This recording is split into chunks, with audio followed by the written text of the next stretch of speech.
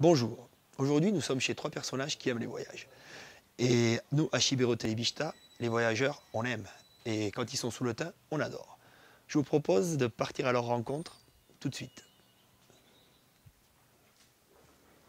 Tiens, salut Michel. Bonjour.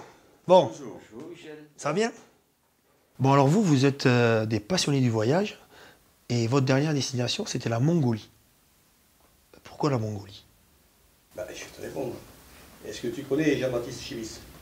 Oui, Est-ce que tu connais Monique Chimis? oui. Eh bien, figure-toi que Monique Chimis, on a l'habitude de se retrouver souvent à la maison, on parle de nos voyages, de nos souvenirs, comme les vieux cons, quoi, tu sais.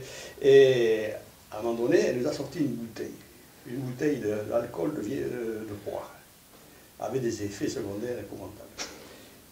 Et nous voilà partis donc à 5, les deux Chimis, les deux Ereka, et avec Ami, nous voilà partis sur les routes de Mongolie. Bon alors si je comprends bien, c'est grâce à l'alcool de porc que vous êtes parti en Mongolie.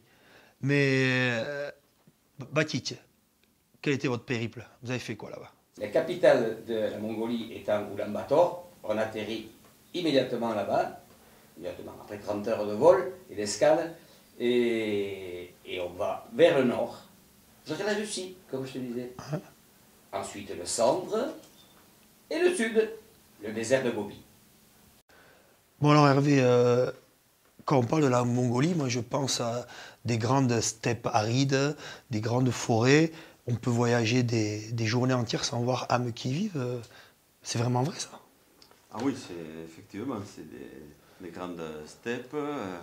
De la forêt, il y en a, mais pas tant que ça. Mais effectivement, c'est très vaste. Après, on a fait 3500 km, dont 2500 de 4x4, pour traverser le pays, quoi. Ah, Et il fallait faire, tous les jours, on faisait environ 350 km pour aller d'un site intéressant à un autre site intéressant.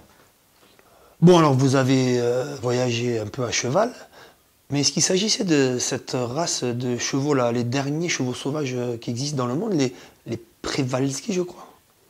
Ça existe, c'est tout à fait vrai. Hein? Pour ton information, il y a 3 millions d'habitants en Mongolie et il y a 3 millions de chevaux. D'accord. Et sur ces 3 millions de chevaux, il y en a 150, ces fameux chevaux de Przewalski, qui sont situés à l'état sauvage dans le désert de Gobi. Assez sauvages, il faut les attraper au lasso et ils ne se laissent pas faire facilement. Bon Jean-Pierre, ces plateaux on dit qu'ils sont déserts, mais il paraît qu'on peut croiser de nombreux animaux, c'est vrai? Ah ouais, c'est les plateaux du Kangai. Effectivement, on a vu des choses extraordinaires. Dans le nord, comme disait Jean-Baptiste, là, aux confins de la Sibérie, on a trouvé des traces d'ours, qui est quand même assez impressionnant. Plus bas, bien sûr, il y a les animaux domestiques, parce qu'il n'y a pas que des chevaux, il y a également des yaks. Et pour la faune sauvage, ça c'est plutôt dans le désert de Gobi. On a traversé des canyons assez étroits, assez sauvages, et à un moment donné, il y avait bien sûr des gypaètes. On peut y croiser des ânes sauvages aussi. Hein? Le lynx, on peut y croiser le... Qu'est-ce qu'on a vu? Les loups. Bon, tiens, au sujet des loups, la dernière nuit qu'on a passée sous une yourte, dans un hameau complètement perdu, dans la nuit, on a entendu un coup de feu. Tiens, je me dis, comme on avait fait un peu la fête, c'était mon anniversaire. Et donc, cette nuit-là, il y a eu un coup de feu. Et le matin, avant de partir, avant de monter dans notre fourgon, je pose la question à tout notre fameuse guide qui était adorable. Je dis, mais qu'est-ce qui s'est passé cette nuit-là? Mais cette nuit, il y a le loup qui est venu. Il nous a mangé 4 chèvres à côté de la yourte. Tu te rends compte? Et quand je pense que moi, dans la nuit, je me suis levé pour faire pipi comme tous mes compagnons, j'en frémis encore. La Mongolie c'est aussi le peuple des nomades et leurs fameuses yourtes. Vous avez pu vivre un peu dans ces yourtes? C'est un système qui est très judicieux, surtout pour arriver à le transporter facilement. Donc c'est tout un assemblage avec un point central, avec 2 poteaux qui sont au centre de la yourte, un assemblage de lattes. Les murs, c'est un assemblage de lattes aussi, c'est très judicieux le montage puisqu'on peut facilement les replier. L'étanchéité est faite avec une toile de coton graissé. Et toute la partie pour isoler du froid, c'est du feutre, plusieurs couches de feutre.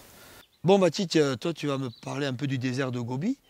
Marco Polo, dans ses grands voyages de découverte, disait que c'était un endroit hostile, il le redoutait. Rassure-moi.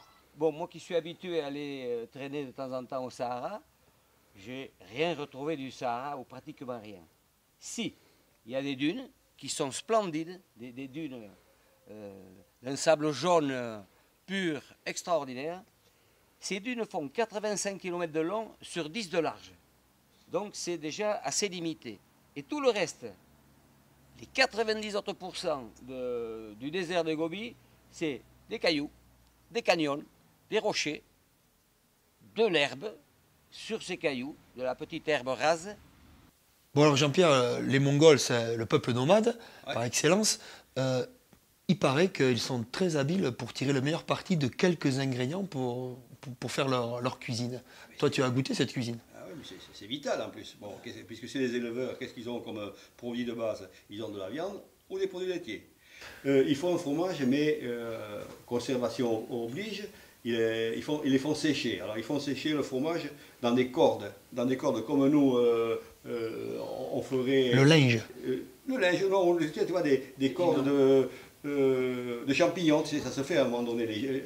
Alors il y a des fils dans les yaourts qui sont pendus, il y a des petits bouts de fromage comme ça. Notre guide, Toul, avait fait des réserves de viande, à savoir qu'elle conservait au début de notre voyage, qui a duré 21 jours, elle a découpé des tranches de bœuf qu'elle a mis dans une espèce de réservoir plastique de 5 litres, qu'elle a collé au fond, et en chassant l'air, elle obtient ainsi un système de conservation. Certains d'entre nous, que je ne citerai pas là non plus, ont eu pas mal de problèmes de sel. Et seulement, nous avions quand même, comme nous sommes des gens bien élevés, il y a une coutume dans les yourtes qui veut que lorsqu'on sort de la yourte, pour ne pas s'expliquer ce que l'on va faire à l'extérieur, il y a une phrase clé. On dit « je vais voir mon cheval ». Donc, bien souvent, on allait voir notre cheval, on allait dans la nature se soulager. Bon, écoutez, merci beaucoup d'avoir fait partager aux internautes de Chibiro Telebista cette belle aventure. Moi, je vais vous quitter et ça m'a vraiment donné envie de partir. Ouais, au revoir Michel, merci beaucoup pour ton interview et à très bientôt, j'espère, sur Chibiro Telebista. Ciao, ciao. À moi les grands espaces. Ça m'a donné une très grosse envie de voyager, cette petite interview.